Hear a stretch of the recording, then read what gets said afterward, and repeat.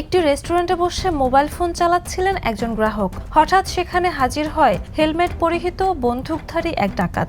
ডাকাতকে দেখে গ্রাহকটি ঘাবড়ানোর ভান ধরে নিজের মোবাইল এগিয়ে দিলেন ওই ডাকাতের দিকে। কিন্তু তারপরেই ঘটল একটি চমকপ্রদ ঘটনা।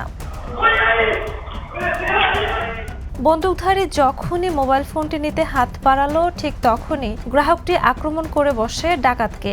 বেশ কিছুক্ষণ ধরে যুদ্ধ চলে দুজনের মধ্যে। অবশেষে পালিয়ে যেতে বাধ্য হলো ওই ডাকাতটি। সম্প্রতি সামাজিক মাধ্যমে ভাইরাল হওয়া একটি ভিডিওতে দেখা গেছে এই দৃশ্য। ঘটনাটি সম্ভবত ইকুয়েডরের একটি ভারতীয় রেস্তোরাঁতে ঘটেছে বলে জানা গেছে।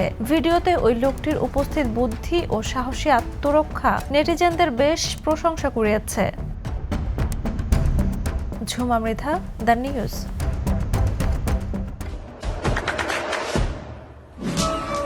দেশে দেশে সবার সাথে দ্য নিউজ।